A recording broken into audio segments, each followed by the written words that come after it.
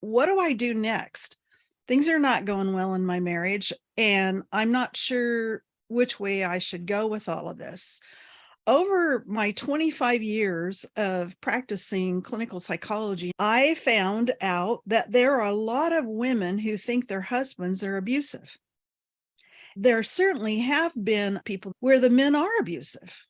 And when that is the case, then couples counseling or working together as a couple is not the direction you want to go, for sure. You want to have individual work, because the whole idea behind working together as a couple is to learn to be vulnerable, learn to be open with one another. And if you've got an abuser in the relationship, he's just going to take advantage of that. And I've got to say, the same is true if the abuser is a woman, because men are abused far more than they will ever admit. I steer them in different directions to work on some individual issues.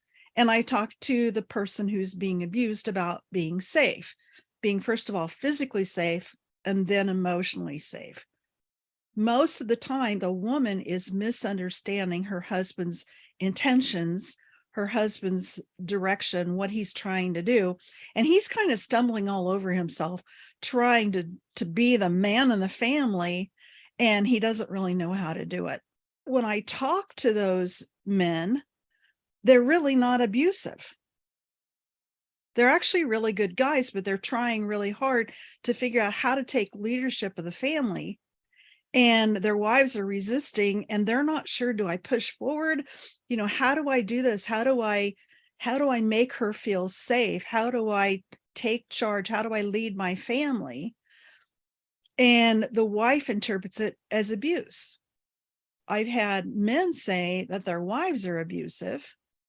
I've also heard men say that they think their wives are crazy, like mentally ill. One man actually stopped me. He and his wife were leaving my office, and he said, "Could I talk to you for just a second?" And I looked at his wife, who was closer to the exit from the waiting room, and I said, "Do you mind?" And she said, "No, go ahead." And so she went on out of the building, and he stayed behind for a minute. He goes, "I gotta tell you, I think my wife has a mental illness." And I said to him, "She doesn't have a mental illness. She's a girl.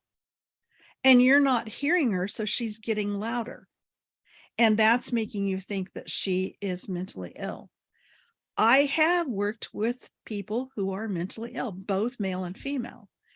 And when that's the case, you can't really go anywhere working together as a couple. There's some individual issues that need to be addressed.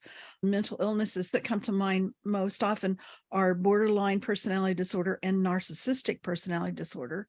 I can't tell you how many couples have told me that they think their partner is either borderline or narcissist. So we talk about that. But generally speaking, when you straighten out the way that you behave in the relationship, your partner will too. They'll respond well. It's a reciprocal process.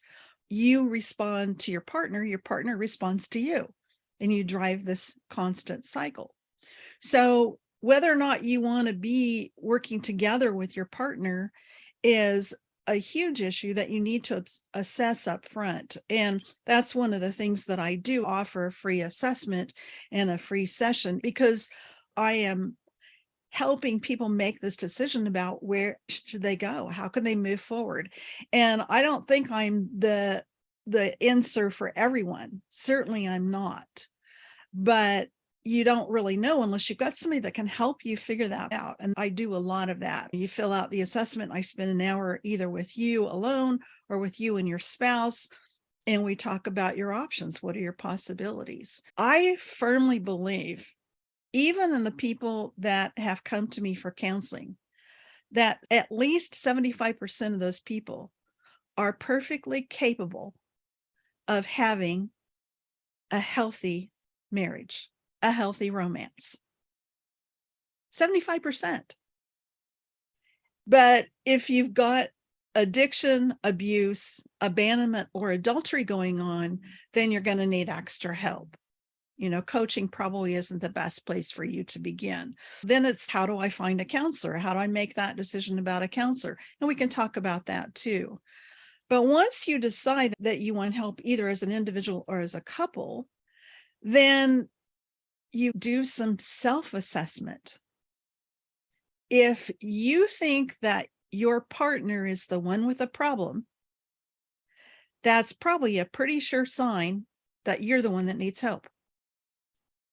Did I actually say that? And I think I can say that realistically, because even if your partner does need help, you have to recognize your role in it too. What is it that you do that continues the cycle and keeps it going?